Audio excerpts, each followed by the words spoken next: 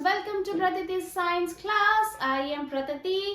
Once again, welcome you all to this channel. Thank you for the immense support that you are showing, and you are writing in the comment box, or you are calling me to intimate me that I am doing great, and this is all because of us. Okay, you are the viewers and I am the makers of this video. The main motto, once again, to reach to every corner of the world, and many people, many students I know, they are not able to reach to teachers or the professors to get their doubts clear, and also they are not able to attain regular schooling due to many reasons, due to sickness or due to the other reasons. So please feel free to subscribe this channel and get all the notifications and see all and each video. If any doubt is there, do not hesitate to write in the comment box. I definitely will try to help you out.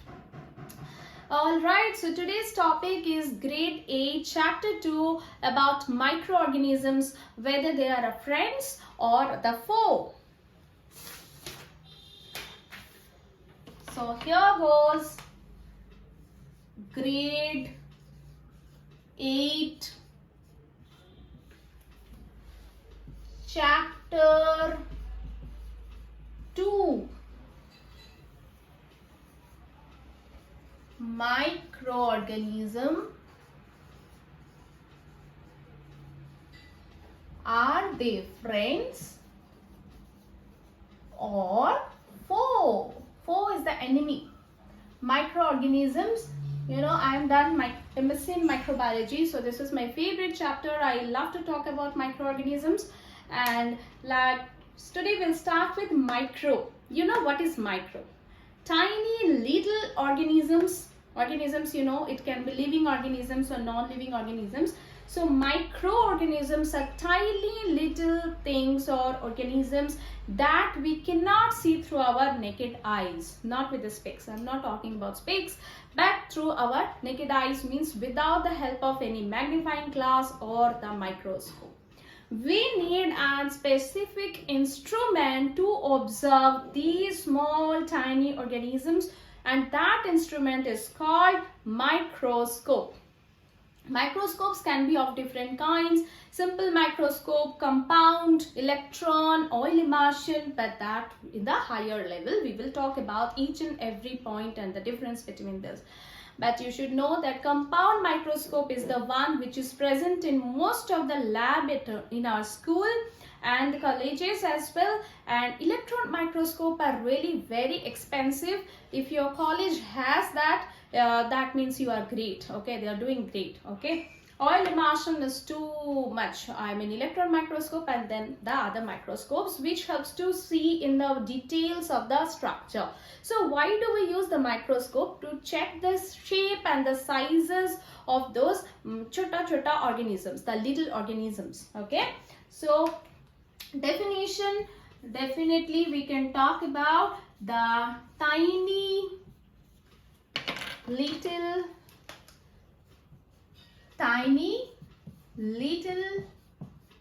organisms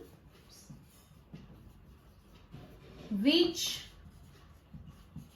cannot be seen in naked eye, but with the help of instrument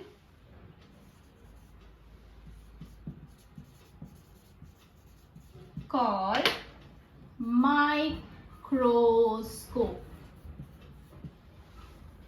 Okay, microscope. All right. So microorganisms, if we talk, there are the broad category: living microorganisms and viruses. Viruses, they comes under, sometimes they are living virus or they are non-living organisms. Okay, so they can come in both the categories.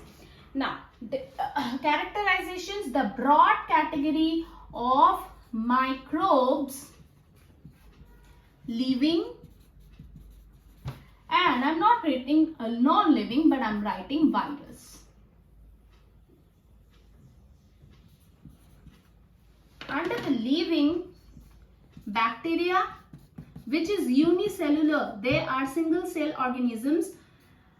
Protozoa, multicellular, eukaryotic organisms, fungi or algae. These four are the living kind of microbes, living organisms. In this, bacteria is called prokaryotes, which is single celled organism. The rest are multicellular, which are called eukaryotes. Okay, the virus, yeast is again single celled eukaryotes. The virus can be living or non-living. They can replicate or they can reproduce only when they are inside the body of host. Host means maybe humans, maybe other animals or plants, where they will get inside the body of any living organisms and they will replicate there. They will reproduce there. Once they are outside, they cannot reproduce. Once they are inside the host body, they can replicate or multiple in number. Clear? Broad category. Now, let us talk about one by one type of microbes. So, first, bacteria. This bacteria has, as I told you, single cell microorganisms. They have different shapes.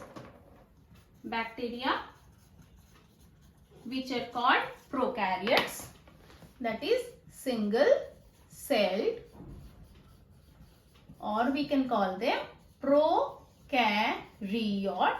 If you cannot see the writing, the size, you can make it bigger. You can also zoom it. Okay.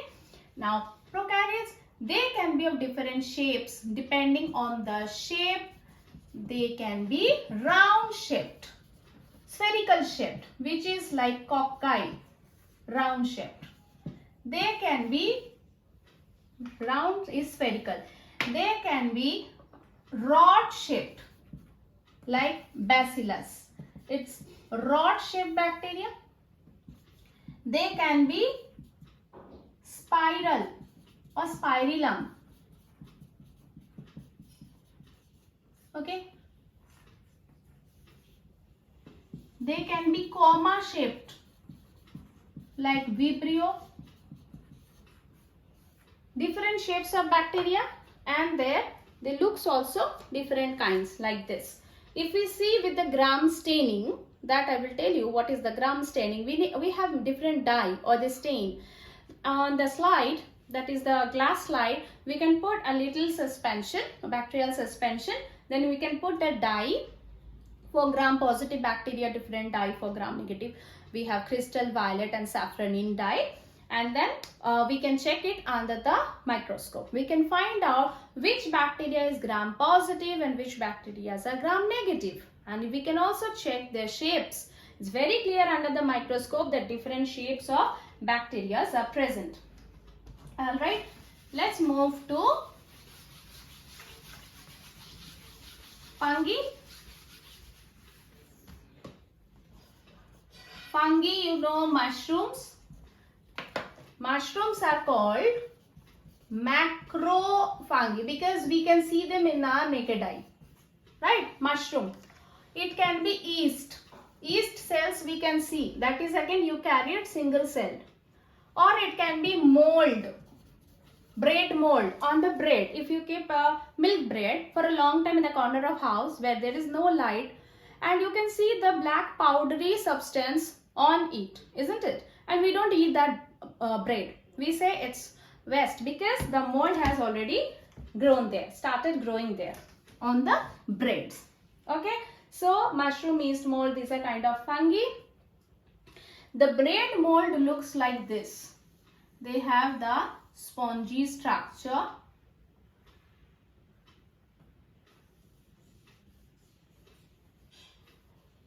So these are the kinds of the bread molds.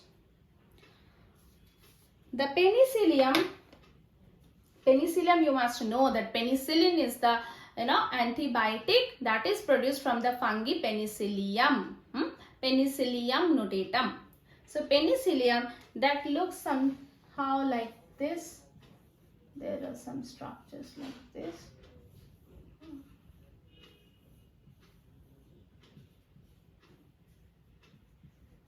It's a structure of penicillium. These are all seen under the microscope very clearly when we stain them. It's kind of this. So bread mold or penicillium are some of the structure of the fungi. Okay. Now we are going to algae. Algae, you know, blue-green algae on the pond and the lake. Sometimes you can see a greenish layer on the pond and the lake when they are undisturbed. Nobody, that swim in those pool or the lake on the pond, because there are a lot of BGA, that is blue-green algae present on it.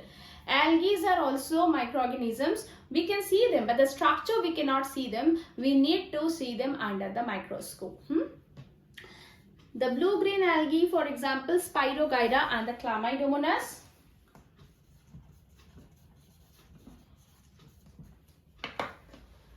These are the structures of Spirogyra.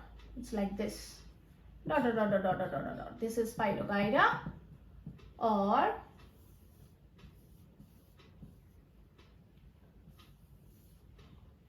this is Spirogyra, and this is Chlamydomonas. These are raft structures. Okay, to understand that these are the basic shapes of the algae. And now we will see protozoa, amoeba, paramecium. They don't have shape. Amoeba, single-celled protozoa, or it can be amoeba, or it can be paramecium. This is paramecium.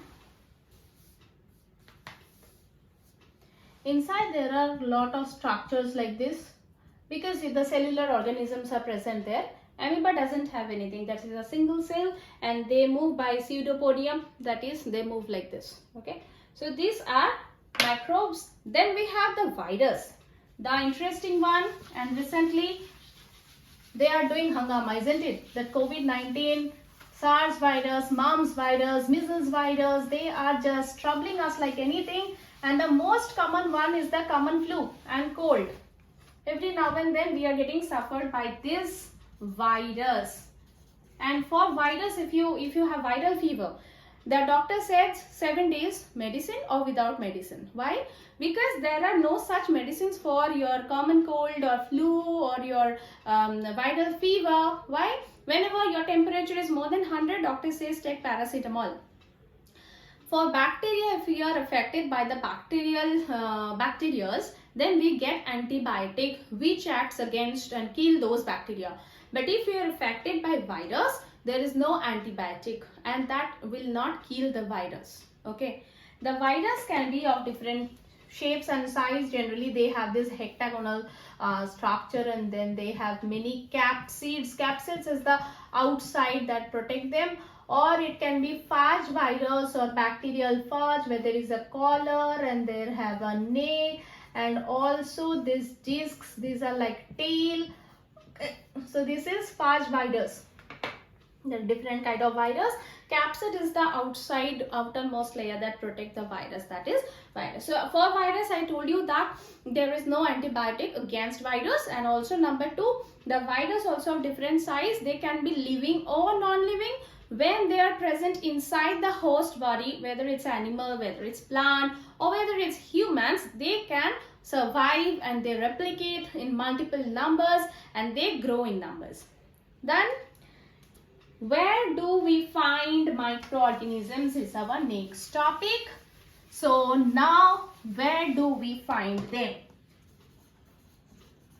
Where do we find microbes?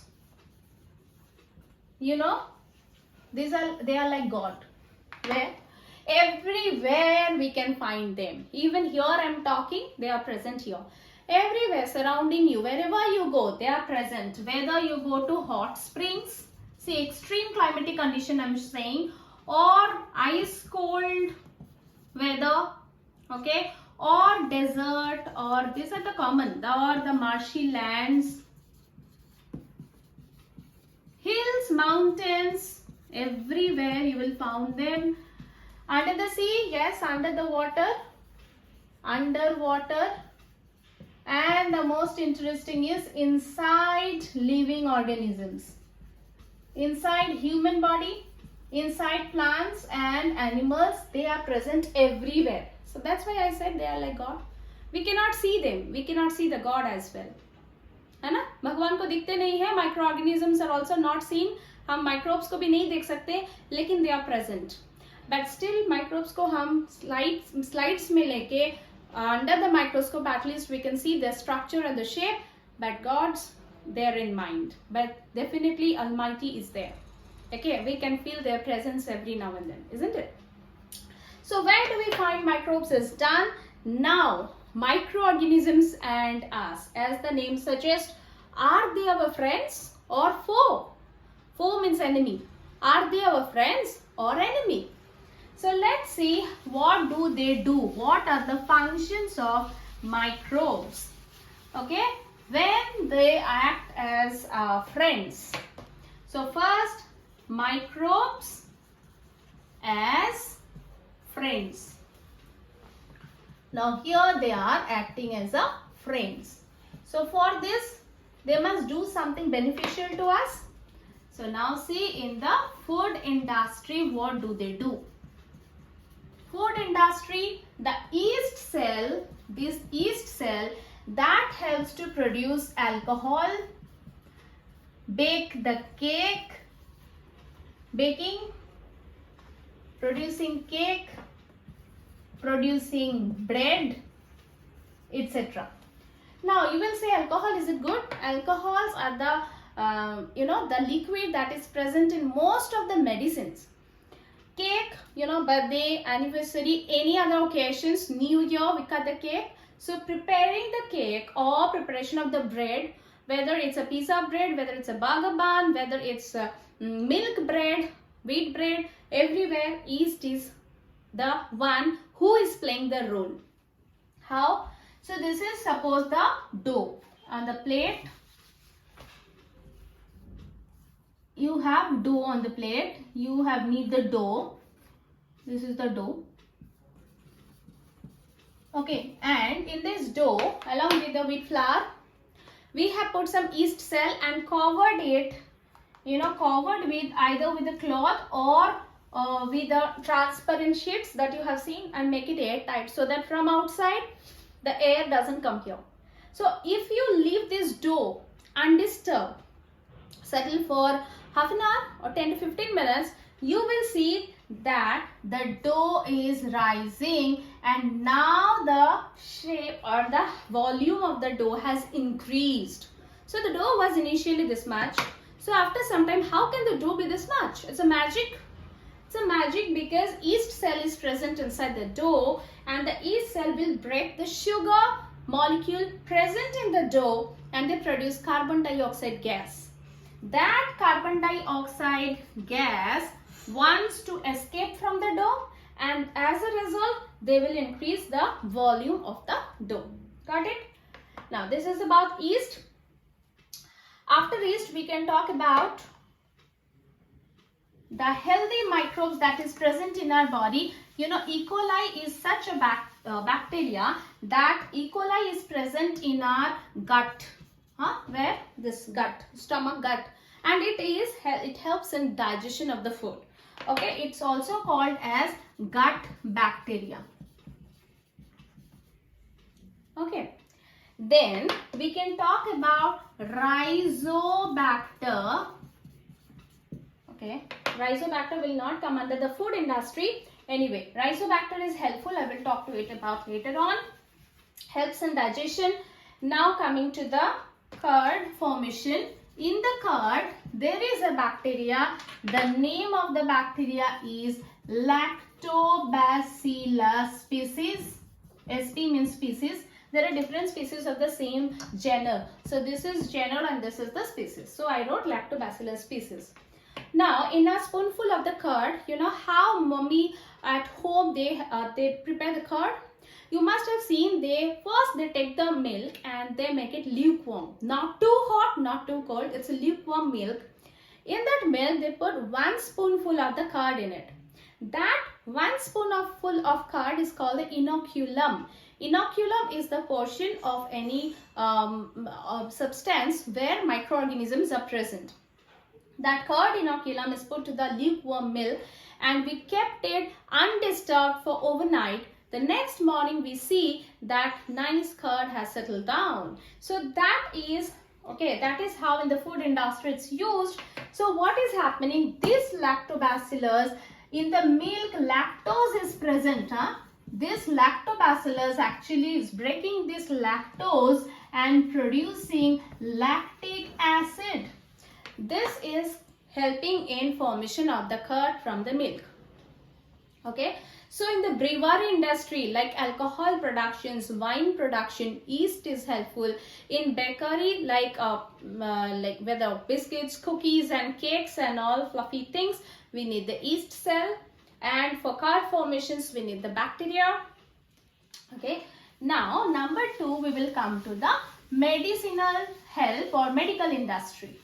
How? The second one in the medical industry or medicinal use. Medical help. You know that many microorganisms like streptomyces, then erythromycins and all, the microbes are used, mainly the fungi and the bacteria are used to produce antibiotics. As I was talking to you, they produce antibiotics like, for example, streptomycin, and for COVID situations you must know azithromycin, right? These are nothing but the antibiotics, and streptomycin is produced from streptomyces bacteria, or many fungi are also involved in producing antibiotics. Antibiotics are the substance that is produced in somewhere else, and from bacteria they are converted to produce these antibiotics. This acts as a medicine. And you know the doctors, when you have that some vomiting or some sickness or some illness, the doctor gives you antibiotic, and that antibiotic acts against those harmful microbes that entered in your body and creates those disturbance. Okay. Now doctor is suggesting you the antibiotic you should take like this: 1 after food after lunch and 1 after food after dinner. Now, and this you have to do it for 5 days. So after 3 days you are feeling better. Why to use that more 2 days? No, I will stop my antibiotic right after 3 days. Then these microorganisms, which are very, very smart, they will be resistant to that particular antibiotics. In future, again, when you will take the same antibiotic, this bacteria will dance, because that will not affect on them. So doctor said 5 days means we have to complete the course of 5 days. And don't think doctor said 5 days, I will take 7 days. That so that in future they will not come, they will afraid. 7 days means again you are taking more than this. That means they will be resistant. So not less, not more, but exact the days the doctor has suggested, prescribe the days to take the antibiotics. So antibiotics are produced from bacteria and fungi. They produce the antibiotics. The next is antibodies. Antibody is produced inside our body. With the name you can understand it is produced inside our body.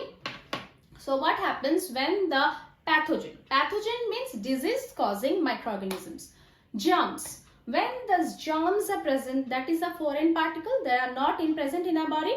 So when those germs or foreign particles are entering to the body, then what is happening?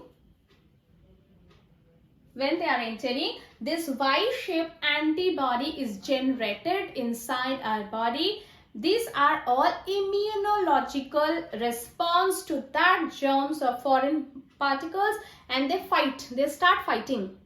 Why did you come into the body?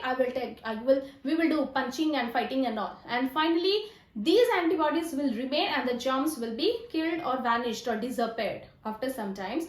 These antibody, Y-shaped antibody will remain and they have a very good memory, you know. In future, when the same germs will appear or they will come, they will automatically be active. Oh, I know my enemy. This is my known enemy. It's better than unknown enemy, right? This is my known enemy. I will fight. I know the weak points.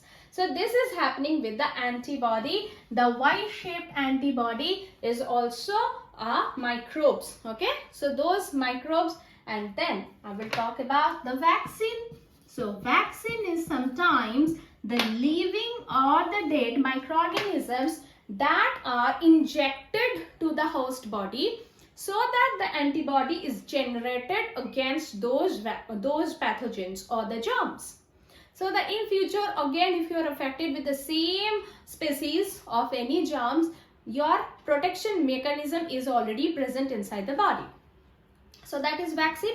Okay, the vaccine right from the birth, you know, the children are given BCG vaccine in the hospital itself, and then every 2 months, 3 months, 4 months, 6 months, like this, till the child is 6 years and so, and then we have 10 years and 12 years. These are the total vaccine course to be completed, and when we are adult, we are much safer, and few of the disease or few of the germs will not attack us in further or future.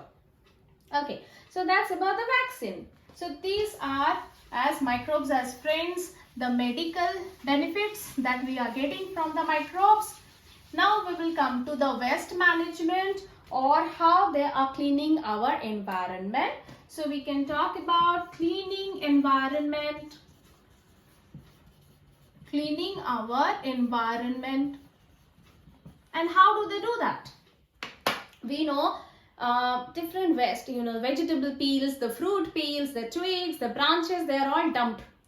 Okay, the farmers, they dig a pit. In that pit, they put all the twigs and those dried, rotten, you know, fruits and peels and all, and they put it for a long time, like after 10, 15 or month, they will get into a manure. That manure we are talking about the last video as well.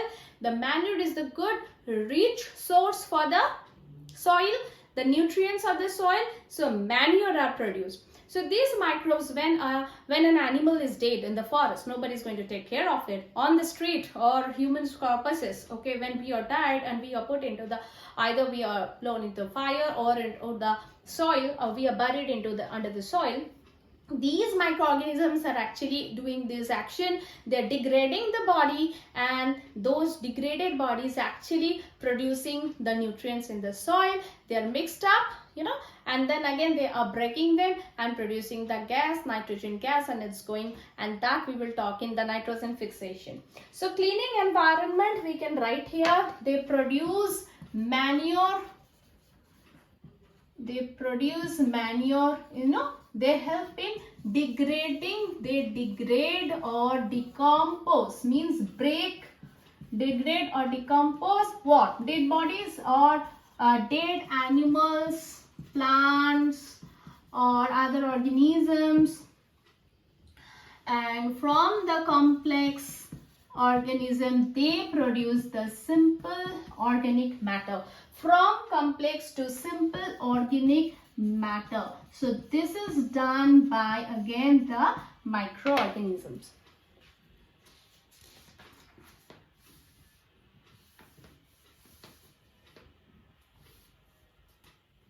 Okay, cleaning environment.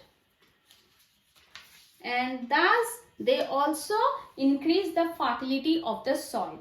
Here I was talking to you about the rhizobacter or the azotobacter. Those are nitrogen fixing bacteria. Rhizobacter or azotobacter, they are nitrogen fixers. Nitrogen fixing bacteria From the air, they will absorb the nitrogen, and where these fixing bacteria are present, they are present in the nodules of leguminous plants. Leguminous plants like peas, beans, soy, etc. Okay, so this is how they will clean and they will help us in increasing the fertility of the soil. Now here, when we were talking about a quick recap of the benefits, so this is how we were talking about yeast. The yeast, they produce alcohol, and production of alcohol from the sugar is called, there is a name which is very important, it can come, it's called fermentation. Okay, this is called fermentation. They produce the alcohol and the carbon dioxide. Who? Yeast. So this is fermentation. Second, recall that we were talking about the vaccine. In that, who discovered the first vaccine? Accidentally, Sir Alexander Fleming. He discovered penicillin. He discovered penicillin. Okay, from Penicillium notatum, P notatum, as you know, I was talking that he was doing an experiment with the petri dish and he was trying to grow bacteria. Okay, so suddenly after 1 or 2 days, he saw that there are some green mold kind of substance they have generated and they are stop or preventing the growth of the bacteria. So that accidental observation led him to conclude that that mold is nothing but penicillium, okay, which is an yeast, and penicillium, we get it, the penicillin, okay, from this fungi. Now we will talk about microbes as foe. So we are talking about foe, friends, and now we will talk about foe or enemy. So enemy means the first thing that comes to our mind. They can produce disease, and the disease causing microbes, they are called pathogens. They are called pathogens. Pathogens are disease causing microbes. These pathogens are of two types of disease they cause. One is communicable disease, another one is non-communicable disease. Now communicable disease means it can cause through air, water, direct contact, or through vector. Communicable disease means when a person is infected, another person is very much healthy. So from the infected person, when the disease or the illness is transmitted to the healthy person, those are called communicable disease. This can be transferred through or transmitted through air. Now I have cold and I'm sneezing. So most of the times we forget to use our hands or our elbow, which is very much required. That means it's covered, or this is covered, to use a hanky. Okay, and those droplets, now it's filled in the surrounding, and maybe it going to the next healthy person who was standing there. Unknowingly, the cold will catch. The virus has already transmitted through air, through water or food, contaminated water or food.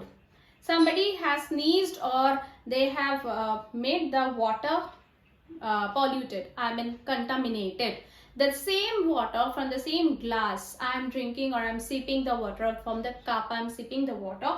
That means you are also now diseased. You are contaminated by the water. Or it can be through the direct contact, means I am infected and I have my personal uses like comb, the towel, my dress. Some healthy person is unknowingly using the same comb and the same towel, so direct contact or by touching in the skin and all. So I just sneezed and then I'm touching them without cleaning with the sanitizer.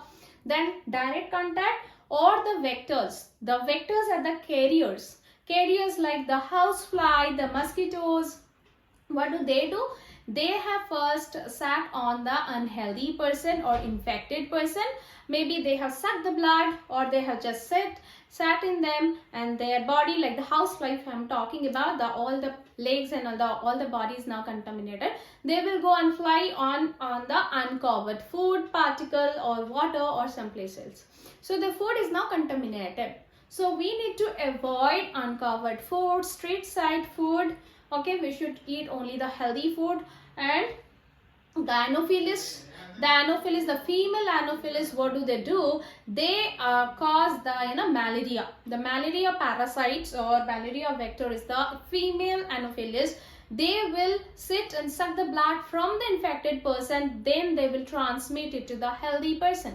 So that is about the anopheles. Similarly, it happens with the dengue. The female Aedes aegypti, female Aedes flies. They will carry the dengue virus and they will be transmitted in such way. So these are the communicable diseases. What about the non-communicable disease? Non-communicable disease, the heart disease, when we have to put the pacemaker, blood pressure, or you have diabetes. These kind of disease are not transmitted from one person to infected person to the healthy person. These are mostly the genetic. If your parents have sugar or diabetes, maybe it's transmitted to you. Either it's a genetic or it's done by the circumstance, the environment. When you are present in a much polluted environment, maybe you will caused with asthma and high blood pressure and so on. Okay, so this is the as a foe, as our enemy. So this is what they cause the disease. So we will just see few of the disease, few of the communicable disease, because non-communicable disease we understood. Now communicable disease,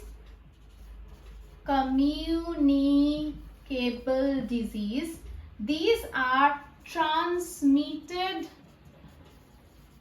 by, as I said, air, food or water, or vector. Vector is also called as carrier. So here few names like whether it's cholera, whether it's typhoid, whether it's tuberculosis,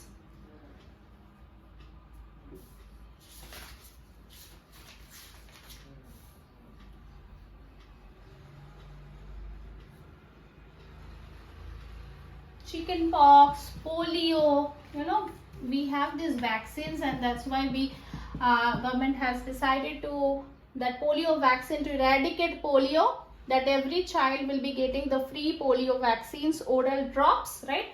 It can be polio, it can be tuberculosis. So these are airborne, or this dengue or malaria, these are borne by the vector or the carrier. So what are the preventive measure? What should we do? So as I said, don't eat the open or uncovered food. You can also maintain your basic hygiene. Have a sanitizer, cough and sneeze with protection. Then have a handkerchief. Always wash your hands, or if not possible, sanitize it. Cover your mouth and face. And in the public place, always be a little safe. And vector and carrier, we should not allow the stagnant water for long. Whether it's an open drain, we need to inform the municipality to cover it. Okay, so and even if in your flower pot at your home, in buckets, wherever you are storing water, that should be changed regularly. We should not allow to stagnant or undisturbed water for a long time, because those stagnant water are the pool of that are the breeding place of these vectors like mosquitoes and all. Okay, The disease can be like we were talking mostly about the human disease here, the communicable disease.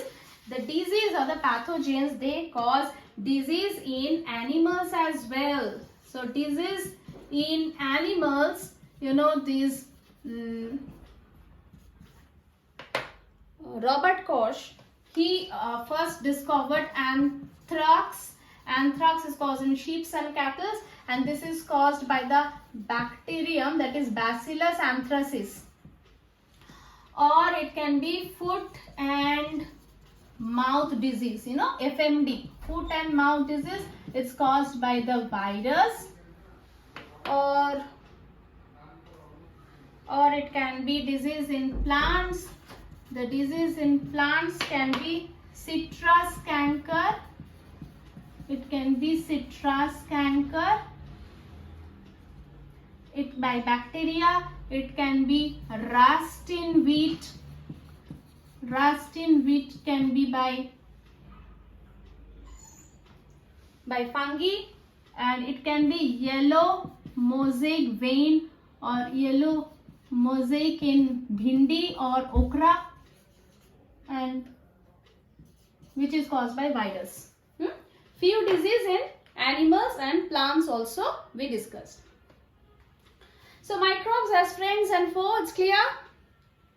Then food poisoning. If you go and eat somewhere, sometimes in eateries, restaurants or outside food, street food, and you started vomiting, loose motion, that means you have food poisoning. Food and water from outside to avoid. When you have food poisoning, the first thing we need to consult with a doctor, and then we need to protect the food. We need to follow the medicines given by the doctor. So as we know, food poisoning, so we need to preserve food. Now we are learning about how can we preserve food. Preservation of food. Food can be preserved in many ways. Number one, with the chemical method, the chemicals are used like oils, like vinegars, oil, vinegar, or sodium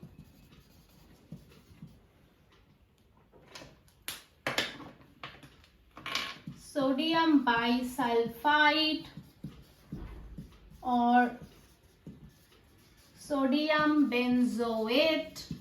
These kind of chemicals are used in apple cider vinegar, you know, apple juice or some other fruit juice. You have seen those chemicals are present also in olives, right? Olives are present in the syrup. So those are these chemicals which prevent the growth of the microorganisms in the food. Long time it can be preserved. The shelf life of the microorganisms can be increased. Second point, we can do natural salting. Salting. So excessive salt will dry the moisture present in the food. You have seen, must have gone to the supermarket and you want to buy the fish, meat and all. They are covered with the ice chunks. Ice chunks along with the salt. This prevents, you know, the moisture from the food, and they will keep them safe and the shelf life can be increased. So dry the moisture present in the food. Salting can also used in your tamarind, raw mango. These are also coated with the salt and air dried, sun dried for a long time, and we can feel that you know, tamarind and the berries, and that tastes super. The amla, the tamarind, this kind of, we use salting this kind of food. Number 3, we can talk about sugar. Sugar solution, you know, jam, jelly, candies. The jam, jelly, candies. So what do? They are put into the sugary solution. Even sugar, excess sugar can also prevent the growth of the germs or the microbes present in it. So in this way, those jam, jelly, candies are covered with the sugar, dried so that the moisture content is 0 or it's lowest, and then they are packed in bottle or can or jars and they are sold. Okay, so this is sugar. Now next we will talk about heat and cold. The temperature can be increased or temperature can be decreased, and we can see this also prevents the growth of the microorganisms. So next we will come to heat or cold. So you must have seen for milk and all, your mom doesn't give you the raw milk. Always she boils 100 degrees centigrade above for 10 minutes or so. Then the milk is ready to take it. Okay, so boiling is a very good technique. In 100 degrees centigrade and above, the microbes cannot survive, general microbes. Okay, heat resistance microbes can, but generally they are not present in the milk. So one is boiling. We know the teas are boiled, milk is boiled, water is boiled before drinking. So one is boiling. Next we can talk about freezing. Similarly, when we refrigerate some food which is stored for a long time, 0 degrees centigrade and below, again the microorganisms cannot grow. Freezing or refrigerating. So we put the excess food in refrigerator, isn't it? So refrigerating and freezing also helps to prevent the growth of the microorganisms. Then comes the pasteurization. Pasteurization is the technique where you can get pasteurized milk in packet or what do we call it, can or packet, and those milk you no need to boil. This is pasteurized milk. In the pasteurization technique, which is discovered by Louis Pasteur, we need to heat the milk at 70 degrees centigrade or so for 10 to 15 minutes, and suddenly from 70 degrees centigrade you have to drop the temperature 0 or below it, minus, so that the cool, and this sudden heat to sudden cool, it's kind of a cold shock. This cold shock again kills all the germs present in the milk, and it can be safe and it can be preserved for a long time. So first here for 70 degrees centigrade for 15 minutes, and then cool temperature 0 degrees centigrade or low. This is pasteurization. Got it? Next we will come to the storage in can and bottle. So we can call it canning or bottling, storage, and prevention of the moisture present in the food. Storing is again like pickles and jams, jellies. Sometimes what we do, we heat them and then we allow them to cool, and once they are cooled we put them in the airtight container. So this is called canning, bottling, etc. That is storing purpose. Canning. So canning is nothing but airtight container. The main thing here I will write is we need to put them in the airtight container after removing the moisture present in the food. So they are put in the jams, jellies and pickles and all. They will be preserved for a long time. The shelf life is more. Even you see the pickles, ginger pickle and all, the oils are put. Oils will be there, salt will be there, sugar will be there. Then the moisture will be removed. So that is preservation of food. Okay, so the last thing is nitrogen fixation.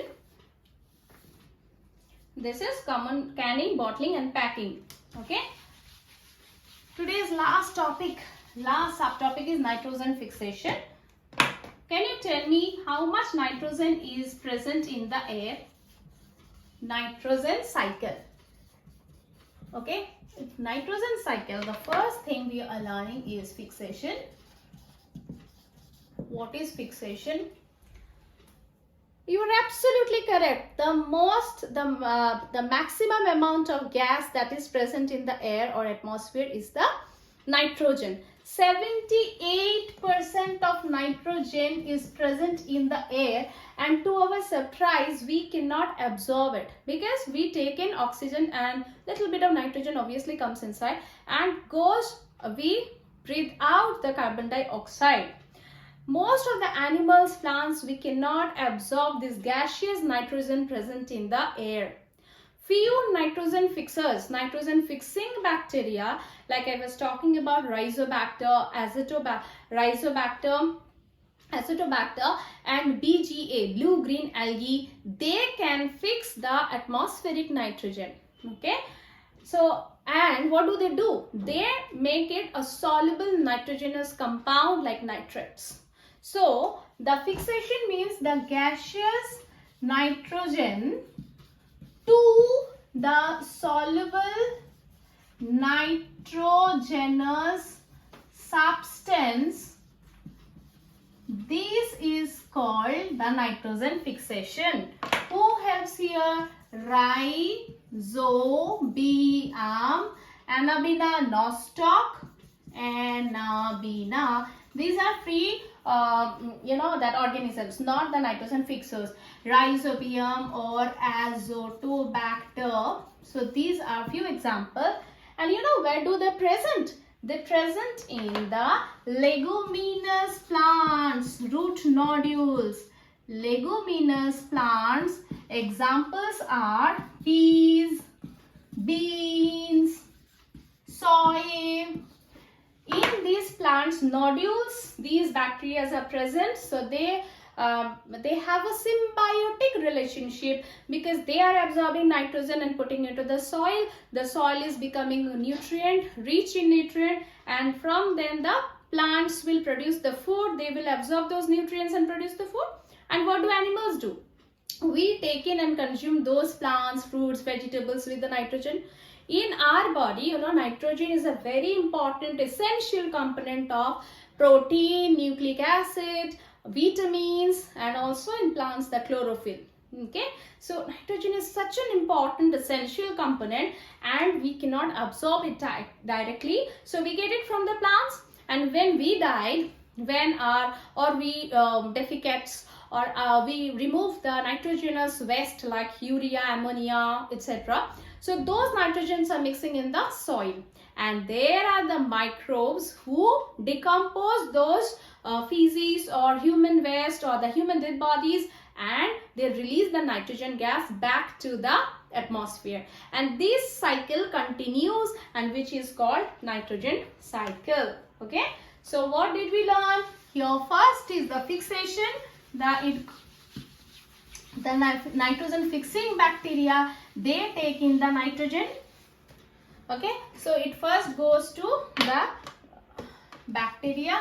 The bacteria take this and produce soluble nitrogenous compounds, and these are taken by plants.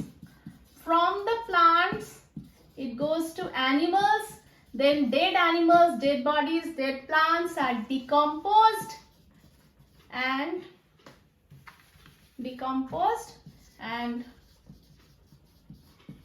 finally nitrogen gas back to atmosphere. I hope today's chapter is crystal clear to you. Any doubts is there, please feel free to write in. Don't forget to subscribe the channel, share and like it. See you in the next class. Bye-bye.